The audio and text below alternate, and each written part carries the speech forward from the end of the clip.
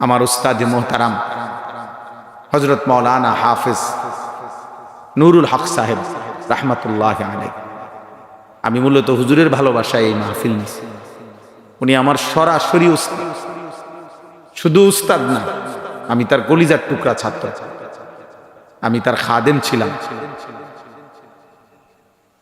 দাওরায়ে হাদিসের বছর তিরমিজি শরীফ আমি হুজুরের কাছেই পড়ছি, ঢাকা চৌধুরীপাড়া মাদ্রাসা। ছোটবেলায় নাহবে মীর জামাতে হুজুরের কামরায় থাইকেই আমি নাহবে মীর জামাত পড়ছি। হুজুরের সাথেই খাইতাম একসাথে। যেদিন জানা যায় সেদিন আমি অনেক দূরে কোথাও মাহফিলে ছিলাম, কোনোভাবেই আমি মিলাইতে পারি নাই, আসার জন্য চেষ্টা করো, এই জন্য আমি আসতে পারিনি। কথা হইছে আমার, মাহমুদ আমারে জানাইছে, কিন্তু আমি সুযোগ ছিল না আমার কোনোভাবে।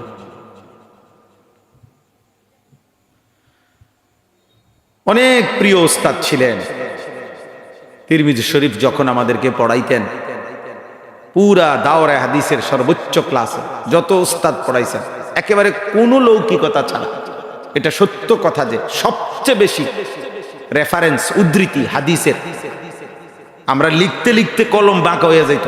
সবকে বৈশা হুজুরের শুধু অনবরত দলিল বলতেন, এক এক মাসআলা বলতে গেলে মানে লেখা ৩-৪ জনে মিলে লেখাও কুলাইতে পারতাম না, এত দ্রুত অনর্গল সব মুখস্থ বলতে পারে।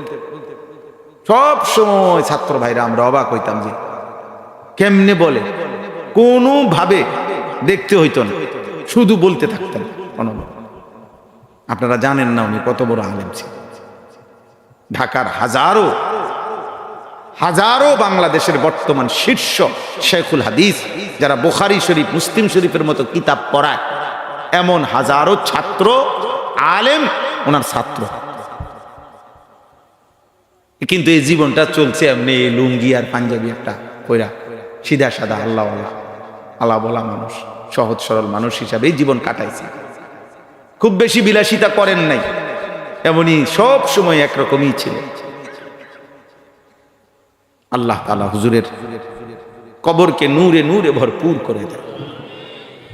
আল্লাহ তাআলা তার সন্তান, তার নাতি নাতনি সকলকে উত্তম আশ্রয় দান করে।